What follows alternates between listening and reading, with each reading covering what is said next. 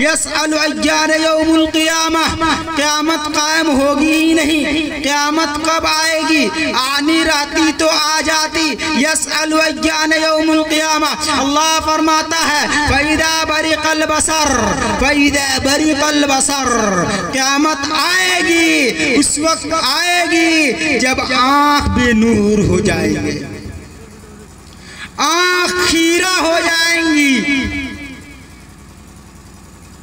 وَخَسَفَ الْقَمَرُ، چاند بے نور ہو جائے گا۔ وَجُمِعَ الشَّمْسُ وَالْقَمَرُ، سورج اور چاند ایک ہی حالت پر ہو جائیں گے، وہ بھی بے نور ہو جائیں گے۔ فَإِذَا بَرِقَ الْبَصَرُ وَخَسَفَ الْقَمَرُ وَجُمِعَ الشَّمْسُ وَالْقَمَرُ يَقُولُ الْإِنسَانُ يَوْمَئِذٍ أَيْنَ الْمَفَرُّ، اس دن انسان بھاگے گا، کہاں جائے گا؟ أَيْنَ الْمَفَرُّ، کہاں بھاگو گے؟ کہیں نہیں بھاگ سکتے۔ اللہ تبارک و تعالی قیامت کو برپا کرے گا، حساب و کتاب لے گا۔ اللہ تبارک و تعالی دنیا کے ہر ایک انسان کے ہر ایک جسم کو جوڑے گا، اللہ حساب و کتاب لے گا۔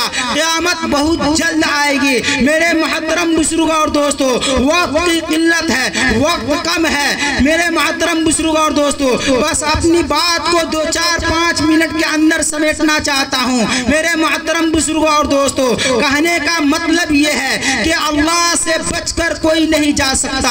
اس لیے دنیا کے اندر جو اللہ تبارک و تعالیٰ نے زندگی دیا ہے، اس کو حق سمجھے اور حق سمجھنے کی کوشش کرے، صحیح اور غلط میں تفریق کرنے کی کوشش کرے، تفریق سمجھنے کی کوشش کرے، حق اور باطل میں فرق کرنے کی کوشش کرے، حق اور باطل میں فرق سمجھنے کی کوشش کرے کہ میرے محترم بزرگوں اور دوستو، صحیح اور غلط میں تمیز پیدا کرے۔ کون سا راستہ صحیح ہے، کون سا راستہ غلط ہے، صحیح والے راستے کو اپنائے، حق والے راستے کو اپنائے، غلط راستے کو چھوڑے۔ میرے محترم بزرگوں اور دوستو، آج دنیا کے اندر دیکھ لیجئے، مجالس کے اندر کسی بھی طریقے کا دینی پروگرام ہوتا ہے یا دنیاوی پروگرام ہوتا ہے، انسان رات بھر جاگتا ہے، رات بھر اس چیز کو سنتا ہے، چاہے وہ دنیاوی مجلس ہو، چاہے وہ دینی مجلس ہو، اور اس کے اندر بیٹھتا ہے۔ لیکن اس مجالس کے اندر سب سے بڑی جو غفلت ہوتی ہے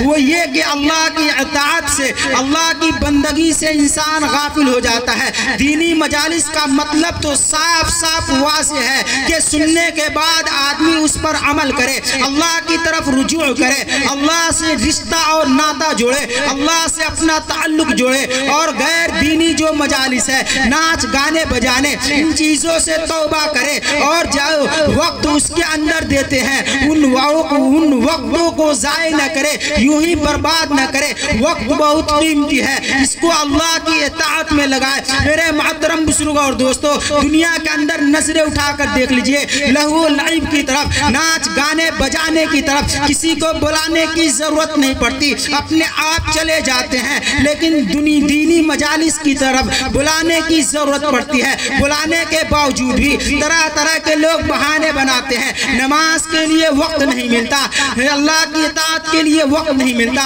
اور کھیت کھلیان اور اپنا کام دھام کرنے کے لیے بہت سارا وقت ہو جاتا ہے، اس کے لیے تھکتے نہیں، ہارڈ ورک کرنے کے باوجود بھی تھکتے نہیں۔ لیکن یہاں پر جا کر آرام سے بیٹھے رہنا ہے، اللہ اور اس کی رسول کی باتیں سننی ہے، قرآن کی تعلیمات کو سننا ہے، اللہ کے رسول کے فرمان کو سننا ہے، اللہ کی اطاعت کرنی ہے، نماز کو پڑھنا ہے، تو وہاں پہ ایسا لگتا ہے کہ کدال چلوانا ہے، اینٹ کو اٹھانا ہے۔ میرے محترم بزرگوں اور دوستو، بہت کٹھن معلوم ہوتا ہے، تو یاد رکھیے اللہ تبارک و تعالی اس کا حساب لے گا۔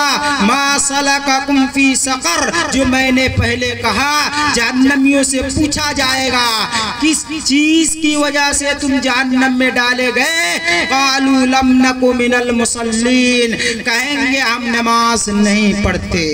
اس لیے کل قیامت کے دن میدان محشر میں سب سے پہلے نماز کی پوچھ ہوگی۔ نماز اللہ کے رسول کی آنکھوں کی ٹھنڈک ہے، اللہ کے رسول صلی اللہ علیہ وسلم نے فرمایا قرۃ عینی فی الصلاۃ، نماز میری آنکھوں کی ٹھنڈک ہے۔ ایک اور حدیث کے اندر اللہ کے رسول نے فرمایا الصلاۃ عماد الدین، نماز دین کا ستون ہے۔ ایک حدیث کے اندر اللہ کے رسول نے فرمایا کہ نماز ایسی ہے جیسے جسم کے اندر سر، بے شک کہ اگر سر کو تن سے جدا کر دیا جائے، سر کو جسم سے الگ کر دیا جائے تو وہ جسم باقی نہیں رہے گا۔ ایسے ہی نماز ہے کہ اگر دین سے نماز کو نکال دیا جائے، نماز نہ پڑھی جائے، نماز کو چھوڑ دیا جائے تو یہ زندگی بیکار ہے۔ بے شک اس لیے میرے محترم بزرگوں اور دوستو، لہو لعب سے بچے۔ 12 ربیع الاول کی تاریخ کے اندر جتنا ہو سکے اللہ کی اطاعت کرے، روزہ رکھے، اور جو جشن مناتے ہیں اس جشن کے اندر اللہ کی اطاعت سے دور نہ رہے اور حتی الامکان اس سے بچنے کی کوشش کرے۔ میرے محترم بزرگوں اور دوستو، اللہ کی رسول کی تعریف اگر کی جائے تو قیامت برپا ہو جائے گی، لیکن اللہ کے رسول کی تعریف کبھی ختم نہیں ہوگی۔ ہماری زبان میں اتنی سکت نہیں، اتنی طاقت نہیں کہ اللہ کے رسول کی تعریف کو بیان کر سکے۔ سمجھنے کے لیے، عمل کرنے کے لیے تھوڑی سی بات کافی ہو جاتی ہے۔ اس لیے تہیہ کرے کہ ان خرافات سے بچیں، نماز کی پابندی کرے، جہنم کی آگ سے ڈرے اور جنت کا مشتاق ہو۔ اللہ تبارک و تعالی ہمیں کہنے سننے سے زیادہ عمل کی توفیق عنایت فرمائے، اور بقیہ جو بات ہے، جو کمی کوتاہی ہوئی ہوگی، میں جناب حضرت مولانا نثار احمد صاحب سے درخواست کرتا ہوں کہ اگر کوئی کمی کوتاہی ہوئی ہوگی، کوئی غلطیاں ہوئی ہوگی، آپ سینئر ہیں، آپ بڑے ہیں، آپ بڑے علماء میں شمار ہوتے ہیں، میری رہنمائی فرمائیں گے۔ اللہ تبارک و تعالی ہم سب سے کو کہنے سننے سے زیادہ عمل کی توفیق عنایت فرمائے۔ آمین و آخر دعوانا الحمدللہ رب العالمین۔